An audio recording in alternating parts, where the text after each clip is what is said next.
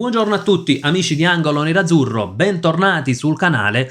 Come facciamo quasi ogni giorno, almeno quando ci sono delle novità, andiamo a riepilogare e commentare le ultime di calciomercato in casa nerazzurra.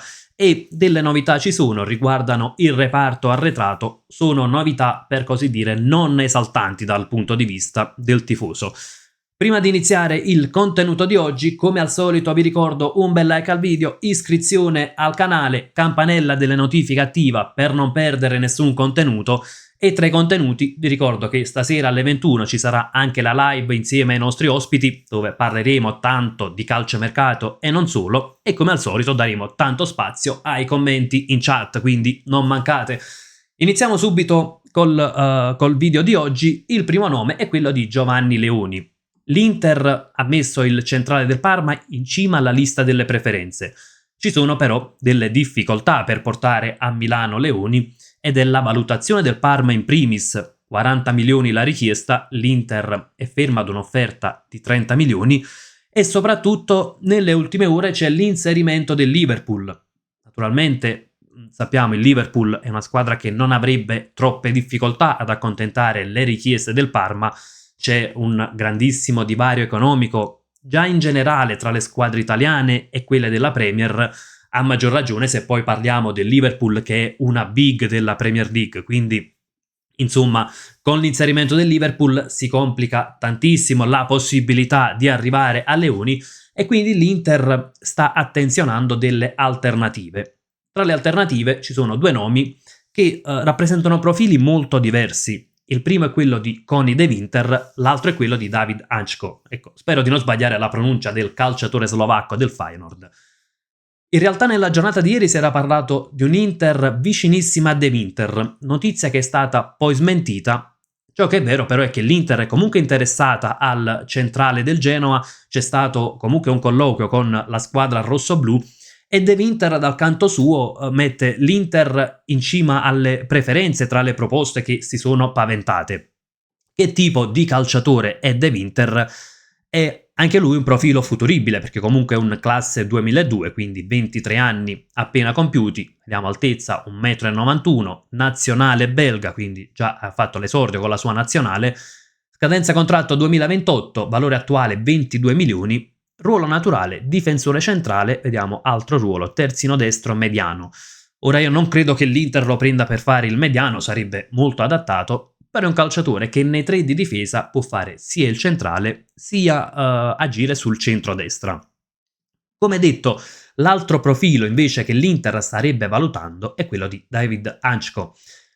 In questo caso parliamo di un profilo molto diverso perché innanzitutto non è un calciatore futuribile, è un classe 97, compirà 28 anni a fine anno e quindi non va in quella direzione dell'acquisto di un calciatore a costi relativamente bassi e poi con la speranza che esploda, che possa essere valorizzato, ma sarebbe un profilo più per l'immediato.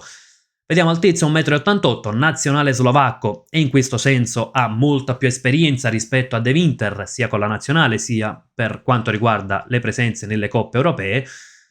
Scadenza del contratto anche per lui 2028, valore attuale 30 milioni, ruolo naturale difensore centrale, altro ruolo terzino sinistro, quindi diciamo che nei tre di difesa, se l'Inter dovesse continuare a giocare con la difesa a 3 come sembra, può fare il centrale o il centro-sinistra, quindi praticamente il vice bastoni in quel caso. Dal punto di vista delle caratteristiche, quali sono le differenze tra De Winter e Hančko? De Winter lo possiamo vedere come un calciatore un po' più rapido e aggressivo. Hančko forse come un difensore che ha più senso della posizione, un difensore forse anche un po' più maturo e soprattutto più tecnico per quanto riguarda la prima impostazione, il gioco palla a terra. Naturalmente, come detto, sono due profili molto diversi. Il costo per De Winter è di circa 25 milioni, forse si può abbassare qualche milione almeno per il costo iniziale con qualche formula particolare, Hančko valutato sui 30 milioni. Non è tanto il costo la differenza quanto il tipo di profilo, perché innanzitutto parliamo di due calciatori diversi e dal punto di vista delle caratteristiche forse quelle di De Winter non farebbero per così dire, male all'Inter perché è un calciatore rapido, quindi velocità in difesa all'Inter servirebbe, però sono calciatori molto diversi sia per caratteristiche sia soprattutto per età, e quindi se si cerca il profilo futuribile allora la scelta può andare verso De Winter, se si cerca qualcosa più sull'immediato allora la scelta va verso Ančeko. Però ecco che i due siano alternativa a Leoni dà la sensazione di idee non chiarissime, quindi che si vada poi a prendere ciò che offre il mercato piuttosto che fare un identikit del calciatore e poi automaticamente andare alla ricerca di quei calciatori. Naturalmente non è detto che Ančeko sia soltanto un nome valutato, ma poi che non si approfondirà proprio per via dell'età. Infatti io mi aspetto che l'Inter possa indirizzarsi molto più su Coni De Winter, innanzitutto per una questione anagrafica. Tra l'altro, anche se andiamo a valutare, può giocare centrale e sul centro-destra, quindi non è escluso che possa arrivare, ecco, anche un'offerta importante per Bissek, seppur negli ultimi giorni non si è parlato in tal senso, però nel calciomercato, insomma, non va escluso praticamente nulla. Questione invece portiere, per Sommer non sono arrivate ancora offerte, però dalla Turchia si vocifera che il Galatasaray abbia fatto passi avanti per l'estremo difensore elvetico. L'Inter dal canto suo non si opporrebbe alla partenza, è a bilancio per 3 milioni, potrebbe lasciarlo partire anche per una cifra relativamente bassa.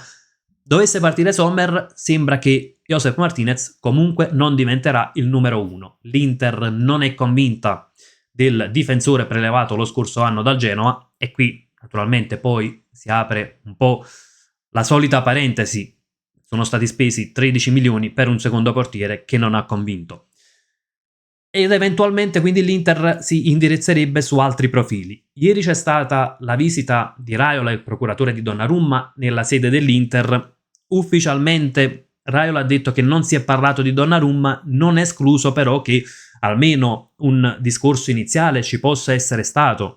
Donnarumma va in scadenza il prossimo anno col Paris Saint-Germain, ufficialmente ha dichiarato di voler rimanere a Parigi, però certo il ritorno in Italia, a Milano, in una squadra che comunque è ai vertici del calcio italiano e gioca stabilmente in Europa, in Champions, non credo che è una destinazione che disdegnerebbe Donnarumma, seppur probabilmente, ecco, in cima alla lista dei desideri c'è la permanenza al Paris Saint-Germain. Poi andranno valutate quante big saranno interessate a Donnarumma, quale sarà la concorrenza per il portiere ex Milan, però insomma probabilmente potrebbe essere stato un discorso iniziale. Per quanto riguarda invece il reparto offensivo, se dovesse partire Taremi, e quello è il primo punto, perché se non parte Taremi l'Inter rimarrà così con i 5 attaccanti. Dovesse partire l'iraniano, i nomi sono quelli che insomma sono stati fatti nel corso delle ultime settimane, quindi in cima c'è Openda dell'Ipsia, anche se lì si parla di una cifra intorno ai 35 milioni, come abbiamo detto ieri. Io credo che l'Ipsia possa anche chiedere qualcosina in più. Le alternative, c'è Kunku, come ne abbiamo parlato negli ultimi giorni, e torna vivo il nome di Julio Enciso del Brighton. In questo caso è forse più trequartista che attaccante, più seconda punta. Enciso, un giocatore anche un po' più tecnico.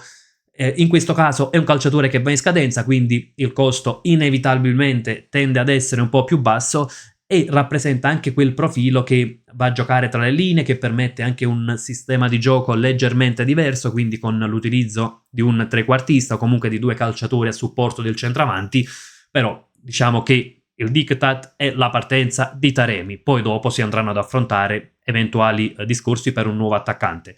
Concludiamo anche con l'Under 23 che inizia ufficialmente il suo percorso. Ecco, ci auguriamo che l'Under 23 possa essere utile alla prima squadra, non soltanto per creare giovani da rivendere, ma soprattutto per creare giovani poi da vedere in prima squadra e che magari possa essere un bel serbatoio di talenti.